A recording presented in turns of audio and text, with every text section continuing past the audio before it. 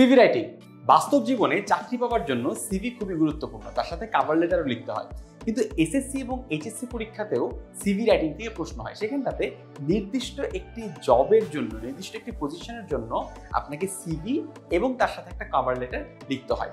এই ভিডিওটাতে আমরা কিভাবে করে কভার লেটারটা লিখবেন, কিভাবে করে সিভিটা লিখবেন সেই বিষয়ে আলোচনা করব। তবে মনে রাখবেন এই পুরো ডিসকাশনটাই ওই একাডেমিক লার্নিং কে বেস করে, অর্থাৎ বাস্তব জীবনে আপনি কিভাবে করে সিভি লিখবেন সেখানটাতে এটা আলোকপাত করা হয়নি। আমরা আলোকপাত করেছি আপনি পরীক্ষার খাতায় যদি সিভি রাইটিং থেকে প্রশ্ন আসে, কভার লেটার থেকে প্রশ্ন আসে, তাহলে বিষয়টাকে কিভাবে করে আনসার করতে পারবেন। চলুন শুরু করা যাক। সবার আগে আমরা বুঝি সিভি জিনিসটা কি। সিভি হচ্ছে কারিকুলাম ভিটা।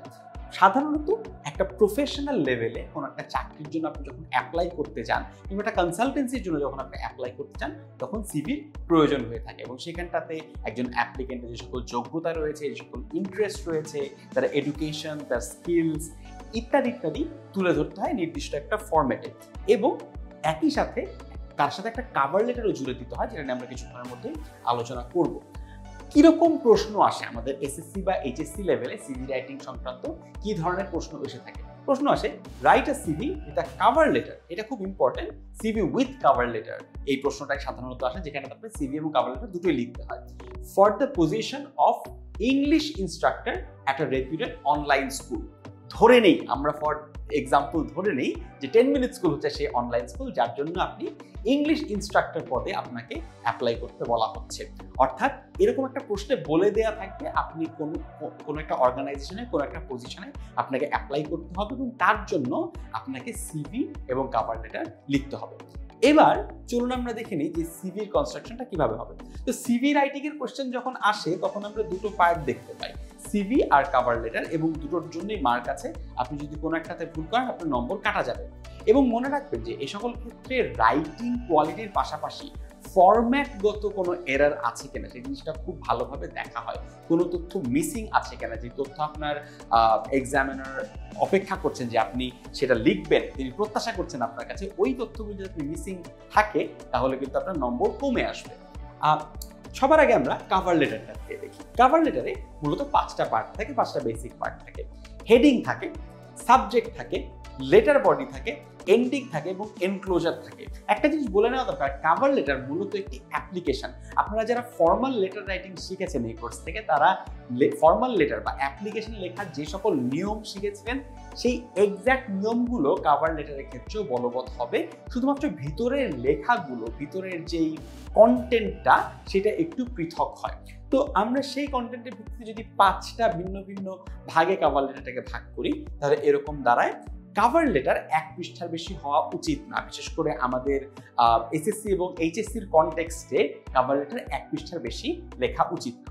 এবার চলুন আমরা এই প্রত্যেকটা ধাপে, 5টা ধাপকে একে একে একটু এক্সপ্লোর করি। প্রথমত আসছে হেডিং। আচ্ছা, হেডিং এর মধ্যে 4টা জিনিস আছে। প্রথমে যে জিনিসটা দিতে হবে, এবং এই জিনিসটা কিন্তু অ্যাপ্লিকেশনের সাথে মিলে যাবে, যারা ফর্মাল লেটার রাইটিং শিখেছেন তার সাথে মোটামুটি মিলে যাবে।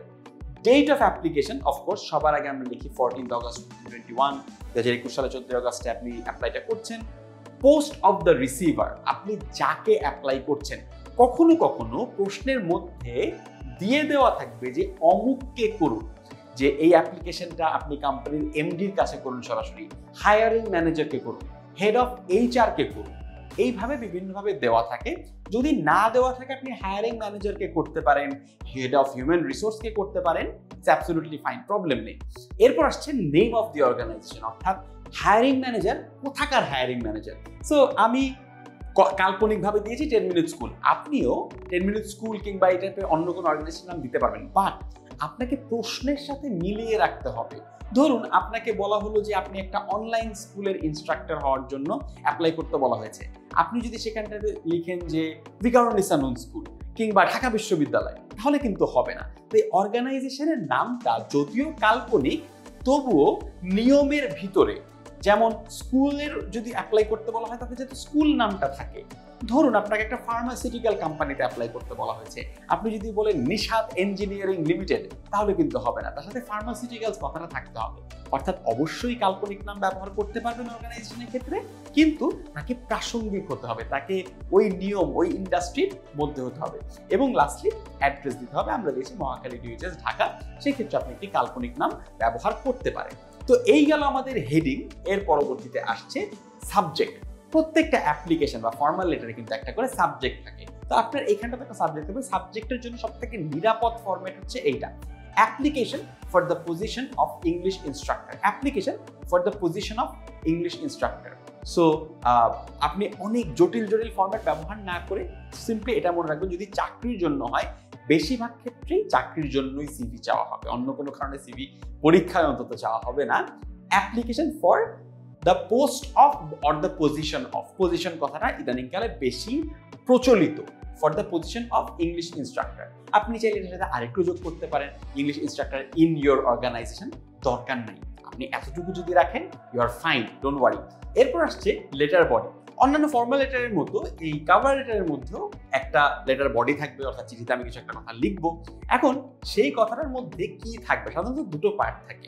প্রথম পার্টটাতে আপনাকে এই জব অ্যাডভার্টাইজমেন্টটা আপনি কোথায় পেয়েছেন এবং তার এগেইনস্টে যে আপনি নিজেকে একজন অ্যাপ্লিকেন্ট হিসেবে দাবি করছেন, উপস্থাপন করছেন, এই ব্যাপারটা তুলে ধরতে হবে। এবং পাশাপাশি আপনার নিজস্ব স্কিল, নিজস্ব কোয়ালিফিকেশন এবং আপনার যে আগ্রহ রয়েছে এই পজিশনে কাজ করবার, সেই ব্যাপারটিকেও তুলে ধরতে হবে। তবে চলুন আমি কিভাবে করে এই কভার লেটারটাকে সাজিয়েছি।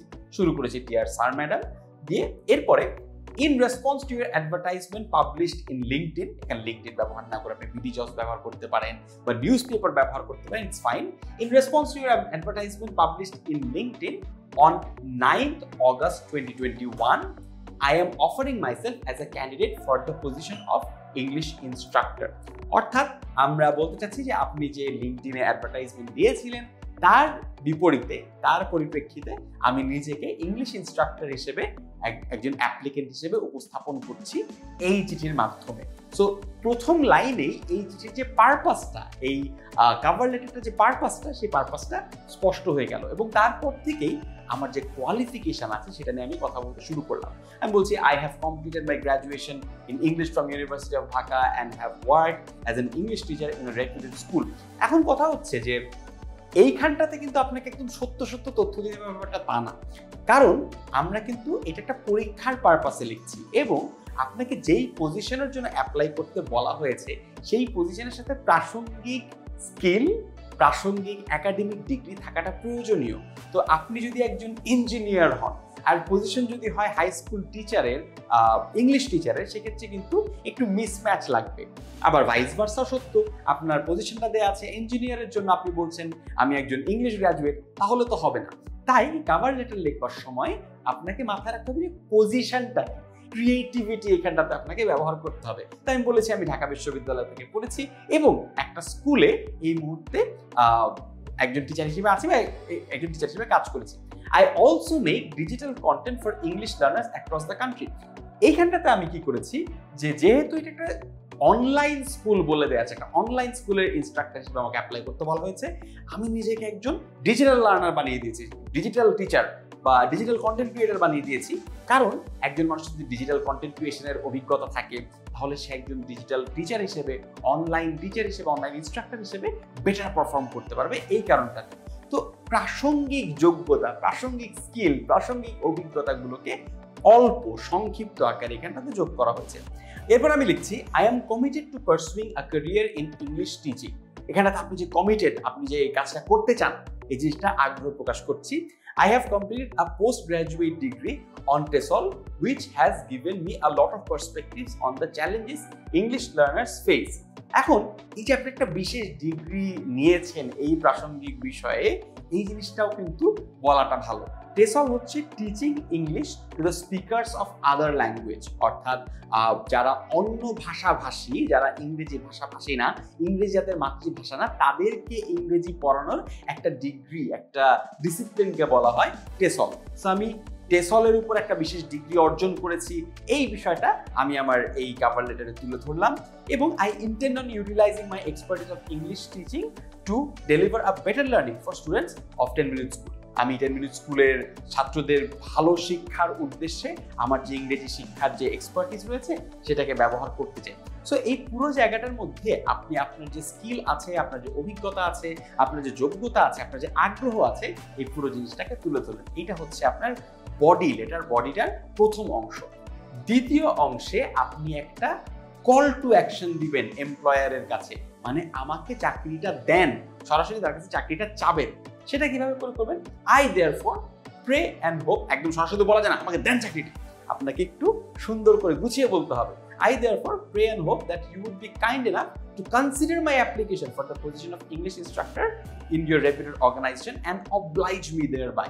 আমি আশা করি যে আপনি আমার অ্যাপ্লিকেশনটাকে কনসিডার করবেন এবং আপনার অর্গানাইজেশনে কাজ করার জন্য আমাকে কনসিডার করবেন।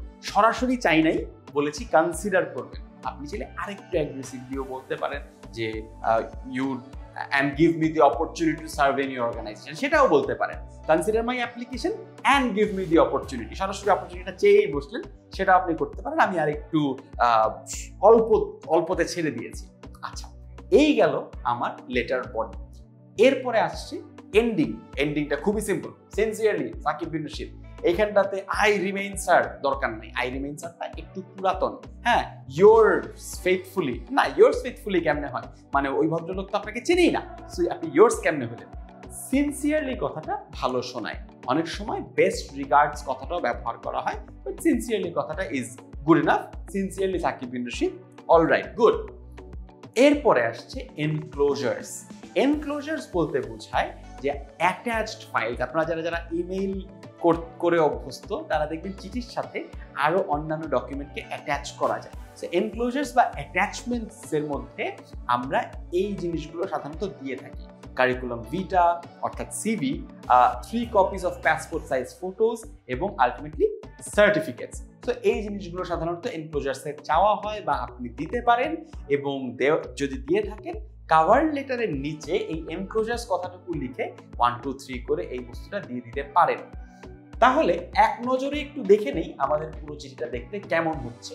একদম শুরুতে আমরা তারিখ দিয়েছি, কার কাছে চিঠি লিখেছি, তার অ্যাড্রেস কি, অর্গানাইজেশন কি, সেই পুরোটা লিখেছি, একটা সাবজেক্ট দিয়েছি, তারপরে লেটার বডি ক্রিয়েট করেছি। লেটার বডিতে আমার কোয়ালিফিকেশন, আমার স্কিলস, এই জিনিসগুলো নিয়ে আলোচনা করেছি, আমার অভিজ্ঞতা, আমার কাজ করার আগ্রহ নিয়ে আলোচনা করেছি, এবং লাস্টে তার কাছে সরাসরি আমি চাকরিটা চেয়েছি, এবং লাস্টলি সিনসিয়ারলি সাকিব বিন রশিদ বলে শেষ করেছি চিঠিটি।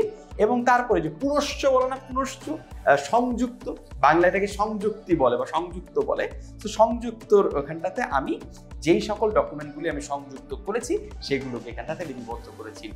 কভার লেটারটা কিন্তু খুবই important, but cover letter is only half of the answer. বাকি হাফে থাকতে হবে আপনার মূল সিভিটা। পরবর্তী ভিডিওতে আমরা দেখব সিভি কিভাবে করে লিখতে হবে এই সকল একাডেমিক এক্সামের জন্য। দেখা হবে পরবর্তী ভিডিওতে। স্কিল আর পড়ালেখার জন্য যা কিছু প্রয়োজন একটি অ্যাপেই পাওয়া যাবে সকল সলিউশন। 10 মিনিটস নিয়ে যে কোনো জিজ্ঞাসায় কল করুন 16910।